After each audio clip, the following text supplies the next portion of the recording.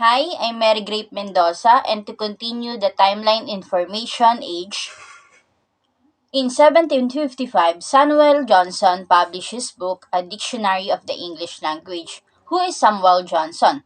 He is an English writer who made lasting contribution as a poet, playwright, essayist, moralist, critics, biographer, editor, and lexicographer. So, Samuel Johnson created the Dictionary of English Language. Dictionary of English Language is one of the famous dictionaries in history. It first published in 1755. So the dictionary took just over 8 years to compile, required 6 helpers, and listed 40,000 words. So, Dictionary of English Language is mahaba yung ginugol na oras or yung ginugol na taon para matapos to. It took 8 years para matapos and maklarify yung mga English words dun sa Dictionary of English Language. And then, nagko-consist yung Dictionary of English Language ng 40,000 words. So, it standardized the English spelling of Dictionary of the English Language. So, malaki and mahaba yung ginugol na oras ni Samuel Johnson upang matapos yung Dictionary of English Language. It took 8 years para maging kompleto yung book na pinablish niya. So, that will be in 1755. So, by 1802, a Library of Congress was established in the U.S., the main research arm of the U.S. It is largest library in the world, over 200 million resources per year, and one mainly for lawmaking. In first, it opens in 1897 as the main building of the library. It is the oldest of the three buildings. Originally as the Library Congress Building or main building, it took its present name on June 13, 1980. So, binukas to nung 1897, itong Library of Congress. And then, it totally after more years, mas pinresent to in June 13, 1980 na binuksan na yung main building para sa mga tao. Ito yun yung Library of Congress. So, what is the purpose of the Library Congress? The purpose of it is to serve the Congress. So, on January 26, 1802, President Thomas Jefferson approved the first legislation that defined the role and function of new institution. So, the Library of Congress is the nation's oldest federal cultural institution and serves as the research arm of Congress. So, ang purpose lang ng Library Congress is para makapag-serve sa Congress, and then naaprubuhan to ni Mr. President Thomas Jefferson. So, itong institution ng Library of Congress, isang malaki siya para binuksan para makapag-serve and mabigyan ng research ang Congress. So, the situation changed automatically or dramatically after Civil War. So, as the country settled down, the economy expanded, and both the federal government and the city of Washington grew rapidly. So, by times goes by, so dahil after worldwide yun, mas malaki na, lumawak na yung sakop ng Library of Congress para mas mabuksan to and may expand sa buong City of Washington. So, yun, sobrang laki na naitulong nito sa City of Washington. So, in Library of Congress, dito makikita natin yung the oldest book in the Library of Congress is Gutenberg Bible. So, dun natin makikita yon, yung Gutenberg Bible. Also, in 1802, carbon arc lamp was invented. It contains 2 carbon rods, and when are touched together, produces an electric arc.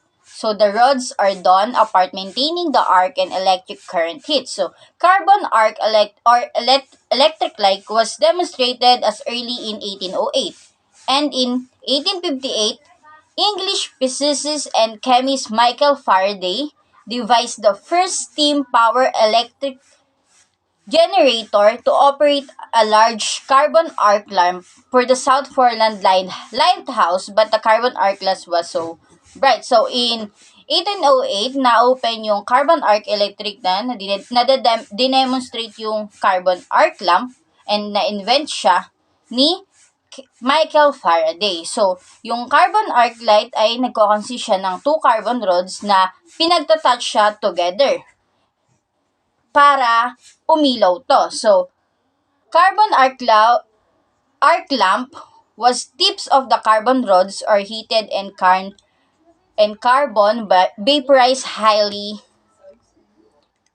luminous, thus produce the bright light used in the library. So, yung carbon arc light dati, nung 1808, ginagamit siya in the libraries and then use of for projection, assimilation of information in libraries. So, mostly nakikita natin yung mga carbon arc lamps sa loob ng libraries. So, but in the times goes by, also carbon is consists of carbon electrodes in air. So, it was invented by Humari Davy by 1870s and it was widely as using in the street and large buildings. So, in after 1802 and then times goes by in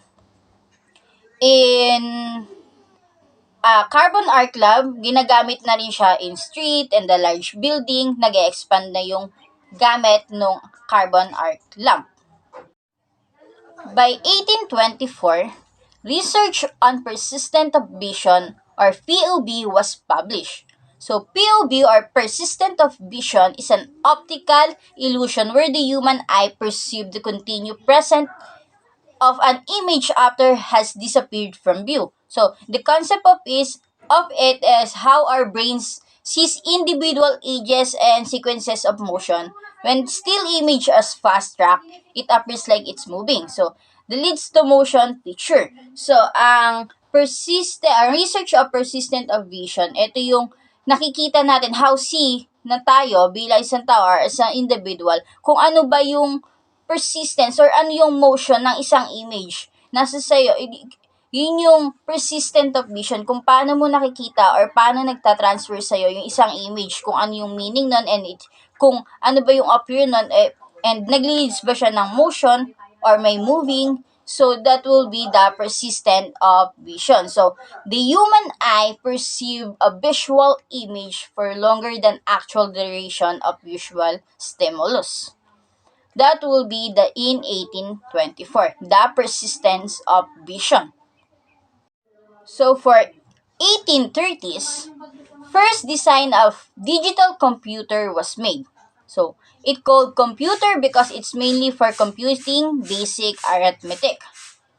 And Charles Babbage is an inventor and called invention as analytical engine. This is the most successful achievements of Charles Babbage. So, who's Charles Babbage?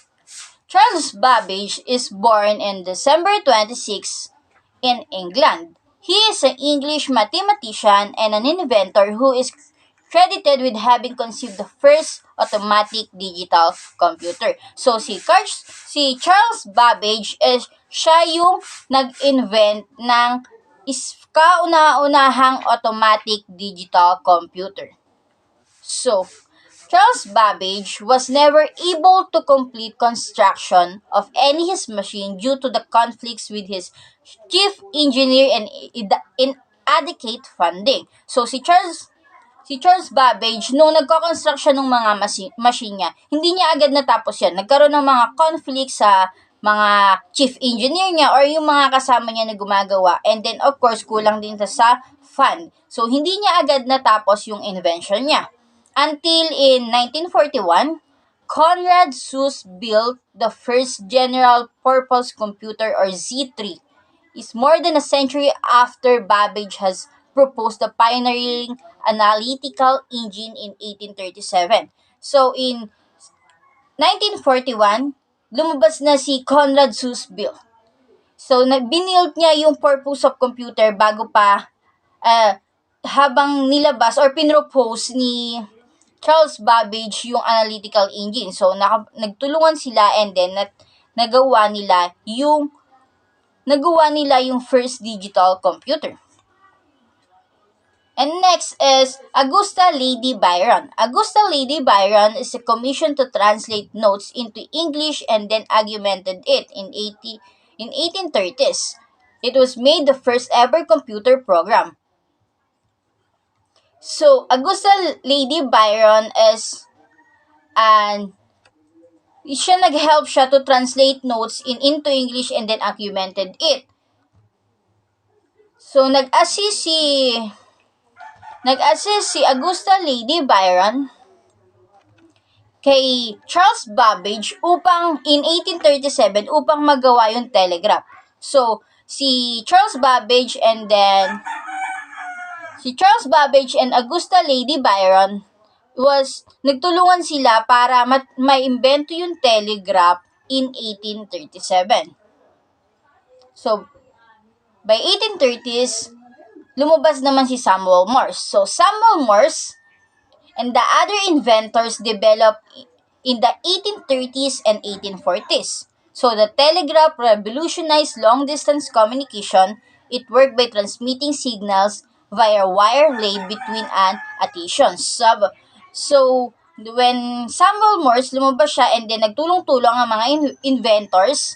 So, na-develop ng mga inventors and si Samuel Morse yung long distance of telegraph dahil ginamit nga na invento ni Babbage and then ni Augusta Lady Byron. So, si Samuel Morse and then yung mga co-inventors niya is na-develop naman kung paano mapapalawak yung telegram ng long distance communication. Paano makakakonect ng mas malayo sa communication. So, yun. So, invent nila na ma-transmit yung signals via wire and between stations. So, it revolutionized long distance communication and it transmit electric signals over the wire laid between stations. So, ayun. So, lumawak na yung sakop ng telegraph because of Samuel Morse. So,